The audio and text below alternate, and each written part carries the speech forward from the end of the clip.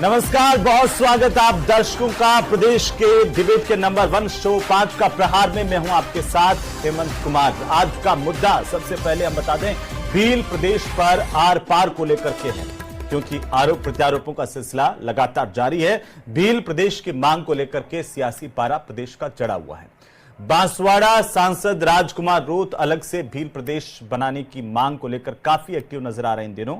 राजकुमार रोत की इस मांग पर नई बहस छिड़ गई है। विधानसभा में बीएपी के विधायकों ने भील प्रदेश की मांग उठाई, जिसका बीजेपी ने पुरजोर विरोध किया है। मंत्री बाबूलाल खराड़ी ने कहा कि बीएपी लोगों को भ्रमित कर रही है, तो वहीं बीजेपी के विधायक फूल सिंह मीणा ने कहा है कि बीएपी का वागड़ के विकास से कोई सरोकार नहीं है।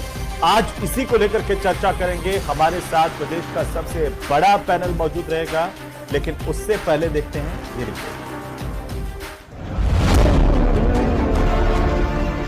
भील प्रदेश की मांग के लिए हमने सम्मेलन किया था। बीएपी की भील प्रदेश की मांग, सियासी संग्राम।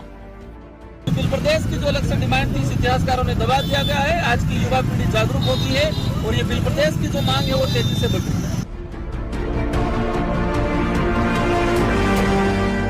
मंत्री खराड़ी का आरोप, लोगों को भ्रमित कर रही है बीएपी। लोगों को भ्रमित कर रहे हैं आदिवासी के नाम से, और अब लोग धीरे धीरे समझ गए हैं। बीजेपी ने कहा, बीएपी का वागड़ के विकास से सरोकार नहीं। विकास से और आदिवासियों का भलाई के लिए कोई काम नहीं है। मैं आपकी चैनल का बहुत बहुत धन्यवाद का आपने मेरे को पूछा। कांग्रेस ने कहा, मूलभूत सुविधाएं बढ़ाए सरकार। सरकारों को तो ये ध्यान रखना चाहिए कि उनकी जो मूलभूत सुविधा है उनको हम कैसे पूरी कर सकें, उनको कैसे आगे ला सकें। भील प्रदेश की मांग बढ़ाएगी टेंशन। उनके कहने से बनेगा क्या? केंद्र सरकार आदेश जारी करता है और उसके बाद होता है। वैसे तो उनके कहने से नहीं हो सकता है। भील प्रदेश पर आर पार।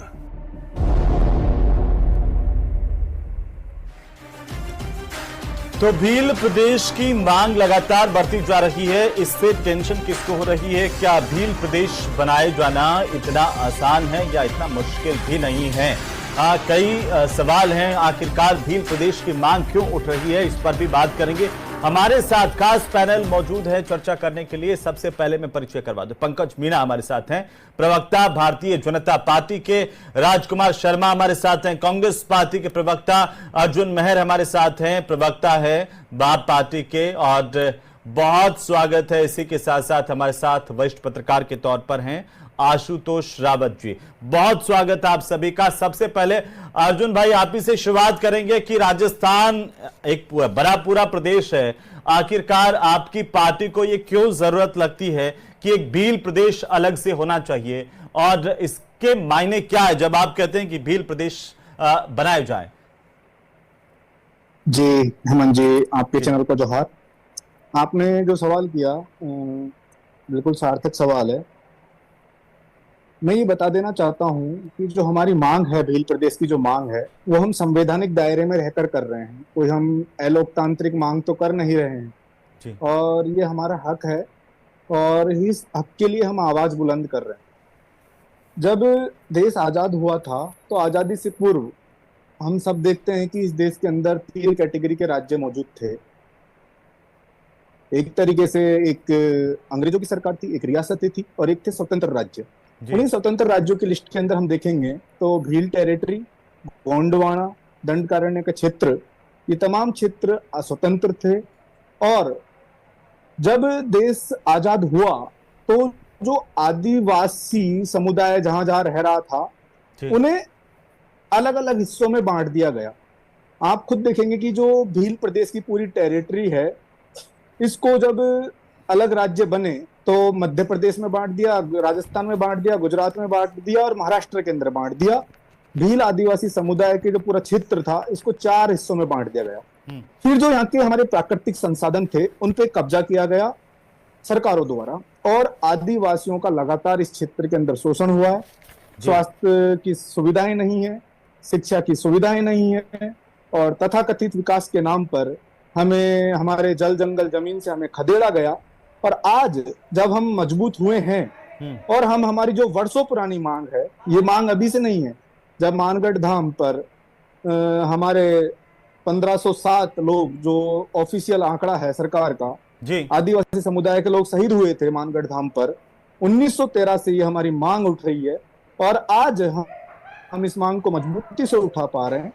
तो मेरे ये समझ में नहीं आता कि जब हम इतनी मजबूती से मांग उठा रहे हैं और इससे पूर्व बीजेपी के नेता खुद किरोड़ी लाल मीणा जी, नंदलाल मीणा जी का बयान पढ़ लीजिए, जो मंत्री रहे हैं, और वो खुद भील प्रदेश की मांग का समर्थन कर चुके हैं। इसके अलावा कांतिलाल जी भूरिया, जो कांग्रेस के नेता थे, उन्होंने भील प्रदेश की मांग का समर्थन किया। फिलहाल हम देख रहे हैं कि हीरालाल अलावा जी, जो कांग्रेस के नहीं, मैं आपसे अर्जुन भाई ये समझना चाहता था कि आज के दौर में भील प्रदेश की जरूरत क्या है, जब सरकार कर रही है कि हम विशेष प्रावधान जो वागड़ के इलाके का और जहां पर आदिवासी बहुल इलाका है, ट्राइब को लेकर के बहुत सारा बजट वहां पर खर्च किया जा रहा है, हम संसाधन बढ़ाने को लेकर के लगातार काम कर रहे हैं, विकास को लेकर लगातार काम कर रहे हैं, तब ऐसे में भील प्रदेश की जरूरत क्यों है, हम ये जरा समझना चाहते थे।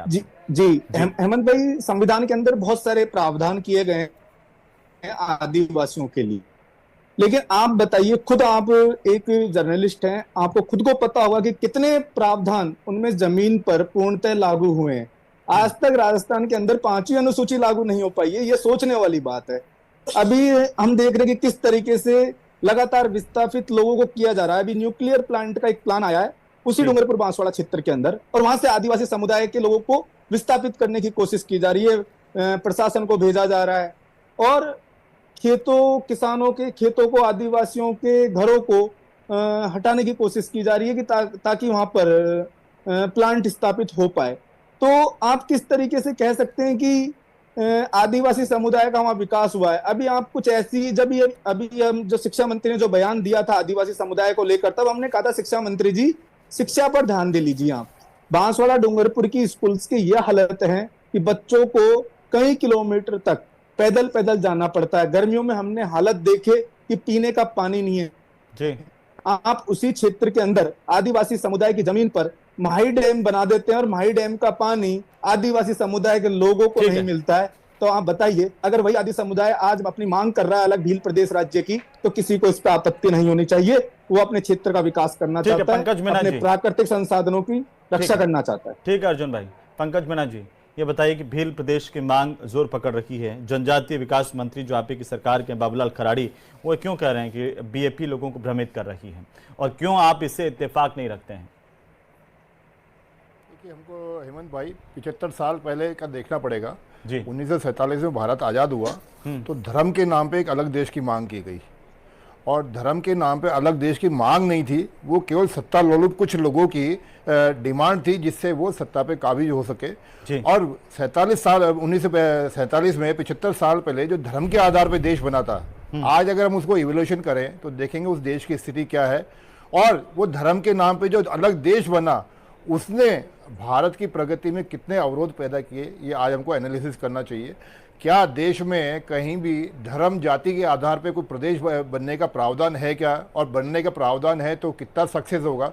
और मैं इसके साथ में एक दूसरी बात और उठाना चाहूँगा, अर्जुन मेहर जी बांसवाड़ा डूंगरपुर की पैरवी अच्छी तरीके से कर रहे हैं, पर ये खुद रहने वाले मेरे ख्याल से यहाँ करौली माधोपुर के रहने वाले हैं। तो करौली माधोपुर में रहने वाले जो आदिवासी लोग हैं, मीणा जाति है, क्या वो मीणा जाति उस भील प्रदेश में रहना चाहेगी? आज राजस्थान में आदिवासियों की जो संख्या है उसमें 40% भील है और 40% मीणा जाति है, 20% में डामोर, गरासिया इत्यादि जातियां हैं। क्या भील प्रदेश में गरासिया भी जाना चाहेंगे? क्या भील प्रदेश में मीणा भी जाना चाहेंगे?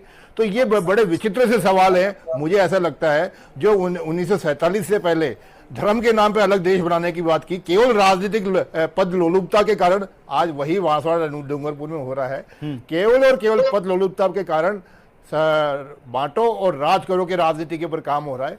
और जहां तक बात है आपको भील प्रदेश अलग मांग बनाने की, मुझे ऐसा लगता है कि इस मांग के साथ में कहीं आदिवासियों से जुड़े हुए प्रश्न होते, आदिवासियों के विकास की बातें होती, तो मुझे लगता है कि शायद ये राजनीतिक दल कोई ठीक ढंग से काम कर रहा है। परंतु कहीं भी पिछले 5 साल के कार्यकाल में हम देखें तो जो बाप पार्टी के जो नेता हैं वो पहले बीटीपी में हुआ करते थे, बीटीपी पार्टी से राजनीति करते थे। उनका एनालिसिस करके देखिए आप, वो पिछले 5 साल में उन्होंने भील के लिए, मीणा के लिए, आदिवासियों के लिए कितना काम किया, क्या काम किया? केवल और केवल स्थिति यह है अच्छा, कि सरकार जो में तो नेता आप आज है ना, डबल इंजन की भील प्रदेश सरकार में है, मांग तो आप बुलंद कर रहे भी हैं। काम करके थोड़ा बताइए, और जिससे आदिवासियों को भी कम से कम ये तसल्ली हो जाए कि हमारे लिए अलग भील प्रदेश की जरूरत है। ये बीएपी वाले कह रहे हैं वो जरूरत नहीं है, डबल इंजन की सरकार ही इतना कुछ कर रही है, विकास कर रही है। चलिए आता हूं मैं राजकुमार शर्मा जी, आप बताइए इस पर आपकी क्या राय है? पहले तो जब आप सरकार में होते हैं या आपको सरकार में आना, तब तो आपके नेता भील प्रदेश का समर्थन करते हैं। अब आपको डर सता रहा है कि अगर भील प्रदेश की मांग और ज्यादा मजबूत हुई तो बीजेपी कांग्रेस दोनों के लिए खतरा है। राजकुमार जी बोलिए। हेमंत जी, किसी भी जाति और धर्म के आधार पर किसी प्रदेश की स्थापना नहीं होती है, जहां तक मैं समझता हूं। लेकिन भारतीय जनता पार्टी की सरकार राजस्थान में है, भारतीय जनता पार्टी की सरकार महाराष्ट्र में है, भारतीय जनता पार्टी की सरकार मध्य प्रदेश में है और भारतीय जनता पार्टी की सरकार गुजरात में है, और केंद्र में भी भारतीय जनता पार्टी की सरकार है। कई इंजनों वाली सरकार है। तो ये तो तय कई इंजन वाली सरकार को करना है कि भील प्रदेश को अलग से बनाना है या नहीं बनाना है। तो हेमंत जी, भारतीय जनता पार्टी ने जो आदिवासी समाज है वो अपनी तरक्की शांतिपूर्वक कर रहा था। अभी कुछ दिन पूर्व उनके डीएनए टेस्ट की बात करी, उनकी वंशावली जांच कराने की बात करी, तो भारतीय जनता पार्टी ने खुद नहीं बोया है, अभी उनको खुद को ही काटना पड़ेगा। तो भारतीय जनता पार्टी को मैं कहना चाहता हूं, आप भील प्रदेश के समर्थन में या नहीं धर्म के लिए मत कहिए जी। आप भील प्रदेश के समर्थन में हैं या नहीं है कांग्रेस पार्टी, ये बताइए। मैंने कह रहा हूं कांग्रेस पार्टी चाहती है भील प्रदेश की मांग तो भारतीय जनता पार्टी तय करेगी, लेकिन जो जहां भील समाज के लोग खासकर राजस्थान में रहते हैं वहां पर मूलभूत सुविधाओं को मजबूत किया जाए, उनको अतिरिक्त बजट दिया जाए। कि कांग्रेस पार्टी का रवैया क्या है, कांग्रेस पार्टी का स्टैंड क्या है इस पर? भील प्रदेश की मांग जायज है या नहीं है? शिक्षा, चिकित्सा, तमाम तरह की चीजों को मजबूत किया जाए। अब भारतीय जनता पार्टी उनका विकास तो कर नहीं पा रही है, क्योंकि वहां पर क्या हुआ, कांग्रेस पार्टी के जो हमारे नेता थे मालवीय साहब को भारतीय जनता पार्टी में ले गए, उनकी विधायकी चली गई, उनकी सांसदी आ नहीं पाई, तो सारा का भाई आप 60 साल में 65 साल में 70 साल में अगर इतना विकास कर देते आदिवासी अंचल में, तो आज जरूरत ही नहीं पड़ती आदिवासियों को ये बात कहने की कि हमारे लिए अलग से भील प्रदेश की मांग होनी चाहिए। मैं आपसे इतना पूछ रहा हूं, कांग्रेस पार्टी का स्टैंड क्या है इस पर? मैंने कहा ना, करोड़ों मीना जी ने उठाई थी शुरू में मांग। आपका स्टैंड क्या है? सरकार उठाते हैं, कांग्रेस का स्टैंड क्या है? पार्टी के ही नेता उठाते हैं मांग। कांग्रेस का स्टैंड क्या है? नेता ही भील समाज के लोगों को छेड़ते हैं, दोनों तरफ रहना चाहते हैं आप, है ना? वो अपनी तरक्की कर रहा है, आप उसके तरक्की में सरकार। चलिए मैं आता हूं जी, दोनों तरफ रहना चाहते हैं आप। राजकुमार जी, खोल करके आप ये तो बता दीजिए, कांग्रेस पार्टी इस मांग का समर्थन करती है या नहीं करती है? मैंने कहा ना, 4-5 इंजन की सरकार भारतीय जनता पार्टी की है। फिर आप इंजन पे आ गए हैं। लेकिन पंकज जी ने बहुत गंभीर सवाल खड़ा किया। दोनों की बात आपने सुनी होगी, कांग्रेस बीजेपी की। मैं चाहता हूं कि आप जवाब दें इस बात का। वो कह रहे हैं कि करौली, सवाई माधोपुर और यहाँ के मीणा क्या भील प्रदेश में शामिल होना चाहते हैं? भील प्रदेश का खाका क्या होगा? क्यों आप एक हवा में उठाने के लिए, क्या सियासत के लिए भील प्रदेश की मांग उठाई जा रही है कि बीएपी के सांसद विधायक बन जाएं, इसलिए सिर्फ? की लड़ाई नहीं है, मतलब कि राजनीतिक बेनिफिट लेने की, ये हमारी अस्मिता की लड़ाई है। तो सबसे पहले तो राजकुमार जी ने जो बात कही थी, राजकुमार जी से मैं कहना चाहता हूं कि आप ही की पार्टी के सांसद हैं मुरारी लाल मीणा जी दौसा से, तो आप बेखौफ होके बोलिए, वो हमारी भील प्रदेश की मांग का समर्थन कर रहे हैं। दूसरी बात, पंकज जी की जो सवाल थे, पंकज जी ने कहा कि धर्म के आधार और जाति के आधार पर, तो वो 1947 पर बार बार जा रहे थे। तो मैं उनको बताना चाहता हूं कि इस देश के अंदर जब 2 नेशन थ्योरी लाया गया, तो उसको लाने वाले इन्हीं की पार्टी के सावरकर थे और उसका खुलकर समर्थन कर रहे थे। गांधी जी ने बहुत कोशिश करी कि इस देश के टुकड़े ना हो, लेकिन इनका ही आरएसएस और जो हिंदू महासभा थी वो लगातार इस चीज पे अड़ी रही कि इस देश के 2 टुकड़े होने चाहिए, और उधर से मुस्लिम लीग थी। तो इस देश के बंटवारे के अंदर जितना योगदान मुस्लिम लीग का है, उतना ही योगदान इनके हिंदू महासभा और इनके आरएसएस का है। ये बात इनको ध्यान में रखनी चाहिए। दूसरी बात, ये कह रहे थे कि जाति के आधार पर किसी प्रदेश की मांग कैसे पूरी की जाए, तो मैं आपको बताना चाहता हूं कि नागालैंड 1963 के अंदर बना और मिजोरम 1972 के अंदर बना, और मिजोरम बना मणिपुर से अलग होकर, और जो मिजो जाति है, मिजो जनजाति है, उनकी इस मांग पर बना मिजोरम।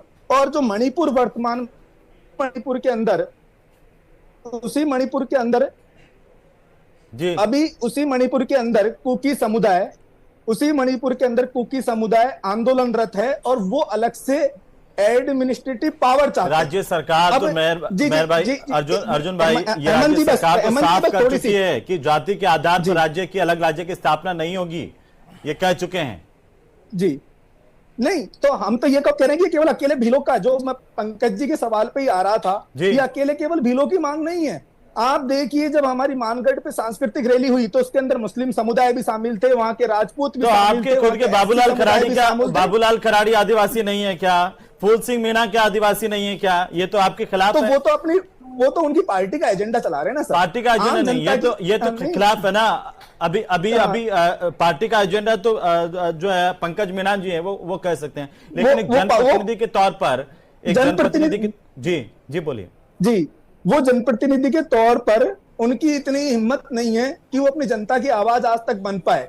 वो इतने वर्षों के अंदर आदिवासी समुदाय के लिए उस बांगड़ के अंदर कुछ नहीं कर पाए, उस दक्षिणी राजस्थान भीलों की धरती पर कुछ नहीं कर पाए। ठीक, मैं आपको बताना चाहता हूं, जो पंकज जी कह रहे थे कि अर्जुन मेहर जी तो पूर्वी राजस्थान से है, तो आप ये देखिए कि पूर्वी राजस्थान के अंदर कोटा तक का क्षेत्र हम भील प्रदेश के अंदर शामिल कर रहे हैं। और जो इधर का जो इलाका है दौसा और ये वाला, जो हमारी पुरानी मांग है मत्स्य प्रदेश की, इस पे भी किरोड़ी लाल जी बोल चुके हैं। मत्स्य प्रदेश की मांग पे जो ऐतिहासिक, ये तो आपकी पुराणों तक भी जाता है, जिन पुराणों को आप मानते हैं उनमें भी मत्स्य प्रदेश का जिक्र है, तो हम तो उस मत्स्य प्रदेश की भी मांग करते हैं। इसके अलावा मैं आपको बताना चाहता हूं, जो ये कह रहे थे कि ये केवल राजनीति करना चाहते हैं, सांसद विधायक बनाना चाहते हैं, तो मैं आपको बताना चाहता हूं कि 6 बार के विधायक और मंत्री जी, इतने दिग्गज नेता को राजकुमार रोज जी इतने बड़े अंतर से हराकर चुनाव जीते हैं, तो उसका कारण ये है कि राजकुमार रोज जी ने और वहां के हमारी पार्टी के लोगों ने वैचारिक संघर्ष किया है, जनता के लिए काम किया है। ठीक है, पुरखों की शहादत। अर्जुन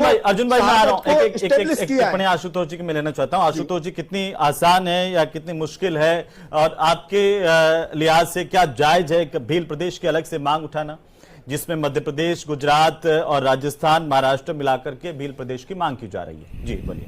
देखिए हेमंत जी, किसी भी नए राज्य का गठन होने के लिए यह जरूरी है कि उस जिस क्षेत्र से अलग होकर के वह राज्य बन रहा है, उस क्षेत्र की विधानसभा उसका प्रस्ताव राष्ट्रपति के पास भेजती है और राष्ट्रपति उस प्रस्ताव को गृह मंत्रालय के पास भेजता है कि इसका आप रिव्यू करिए। तो जो भील प्रदेश की मांग अभी वर्तमान में की जा रही है, जिसमें 49 जिले हैं, वो देश भर के 4 प्रदेशों से होकर के गुजरता है। उसमें राजस्थान है, मध्य प्रदेश है, गुजरात है और महाराष्ट्र है। ऐसे में किसी भी नए प्रदेश का, जो कि इन 4 राज्यों क्षेत्रों को लेकर के बनाया जाने वाला है, तो इन चारों राज्यों की विधानसभाओं से प्रस्ताव पास कराया जाना है। यह चारों राज्य अलग इस राज्य के गठन के लिए प्रस्ताव पास करेंगे। उसके बाद केंद्र सरकार, गृह मंत्रालय यह फैसला लेगा कि यह राज्य बनना है या नहीं बनना है। हमको अगर हम थोड़ा सा पीछे चले जाए तो 2011 में उत्तर प्रदेश को भी 4 राज्यों में बांटने का प्रस्ताव वहां की विधानसभा पास कर चुकी है, राष्ट्रपति को भेज चुकी है, और वह गृह मंत्रालय के अधीन है कि उस रिव्यू को करने के लिए कि यह 4 प्रदेशों में बंटना चाहिए नहीं बंटना चाहिए। इसलिए मुझे लगता है कि नए प्रदेश का निर्माण तमाम जो तकनीकी और जो कानूनी पक्ष है उनके अंदर एक बहुत उलझन बड़ा फैसला है। मुझे लगता है कि अगर आदिवासी और भील लोग अपने क्षेत्र के विकास के लिए इन तमाम मांगों को उठाएं और यह सुनिश्चित करें कि राज्य सरकार और केंद्र सरकार को जो अनुसूची 5 की जो बात की जाती है उनको कैसे उनके क्षेत्र में लागू किया जाए, तो मुझे लगता है कि वाकई आदिवासियों का भला होगा, वाकई भीलों का भला होगा। क्योंकि कानूनी रूप से मुझे यह लड़ाई बहुत लंबी, एक ऐसा लंबी और बहुत उलझी हुई नजर आती है। ठीक, एक छोटी सी टिप्पणी में आशुतोष जी आपसे जानना चाहता हूं कि क्या अगर इसकी एक महत्वपूर्ण बात यह भी है कि इतने सालों में अगर आदिवासी अंचल में विकास हो जाता, इंफ्रास्ट्रक्चर डेवलप हो जाता, तब इस तरह की आदिवासी आक्रोशित होकर के मांग नहीं करते, परेशान नहीं होते, इसके लिए क्या बीजेपी कांग्रेस दोनों जिम्मेदार हैं? बिल्कुल बिल्कुल। देखिए अहमद जी, जो उनकी मांग है वो जायज और संवैधानिक है। संविधान के तहत उनको अनुसूची 5 में विशेषाधिकार दिए गए हैं, तमाम तरह के उनको अधिकार दिए गए हैं। लेकिन चाहे राज्य सरकारें भारतीय जनता पार्टी की रही और राजस्थान के अंदर भारतीय जनता पार्टी और कांग्रेस अल्टरनेट सरकारें यहां पर रही हैं, तो सरकारों ने आदिवासियों के विकास के लिए जो करना चाहिए था वो निश्चित तौर पर वो काम नहीं किए, जिसकी वजह से आज हमको इस तरह की परिस्थितियां देखने के लिए मिल रही है। ठीक है पंकज जी, जवाब दीजिए। पहले तो अर्जुन मेहर जो सवाल उठाते उस बात का भी जवाब दीजिए, और दूसरा हम चाहते हैं कि आपके भीतर ये खलबली इसलिए है क्योंकि तेजी से बीएपी का ग्राफ बढ़ रहा है, ये भी एक डर है। लेकिन जिम्मेदार कहीं ना कहीं आप भी है उतनी जितनी कांग्रेस है कि आदिवासी अंचल में आज भी इस तरह की तस्वीरें सामने आती है कि पढ़ाई के लिए एक कच्चा झोंपड़े में क्लास चल रही है, कहीं 3 टप्पर के नीचे क्लास चल रही है, ना तो समुचित चिकित्सा व्यवस्थाएं, ना पानी की व्यवस्थाएं, मूलभूत सुविधाएं तक डेवलप नहीं हो पाई है। आप भी तो जिम्मेदार हैं उसके। पंकज जी बोलिए। हाँ बिल्कुल, मैं आपकी बात का जवाब देता हूँ। सबसे पहले तो मैं कांग्रेस के प्रवक्ता ने जो एक बात कही उसका जवाब देना चाहूँगा। संक्षेप में सर। 2018 के अंदर डूंगरपुर बांसवाड़ा साइड में युवाओं ने एक आंदोलन किया था। उस आंदोलन के विरुद्ध में गहलोत सरकार ने गोलियां चलवाई, कागरी डूंगरी कांड बोलते हैं उसको। हाँ। और उसके अंदर हजारों युवाओं को जेल में डाला गया, अब तक वो केस भुगत रहे। इनका आदिवासी प्रेम कितना है इस बात से अच्छे से समझा सकता है। दूसरी बात, अर्जुन मेहर जी से भी अभी बात कर रहे थे जी। तो देखिए, मैं एक बहुत साधारण सी बात करूंगा। ये राजकुमार राउत जी के बारे में बड़ी बड़ी बातें कर रहे थे। राजकुमार राउत जी जो पहली बार विधायक बने थे 2018 के अंदर, उससे पहले उनका एक लिविंग स्टैंडर्ड अगर तलाश लिया जाए और उनकी शादी को देख लिया जाए, उनकी शादी में ऐसा अनुमान बताते हैं कि 4 करोड़ रुपए खर्च हुए थे।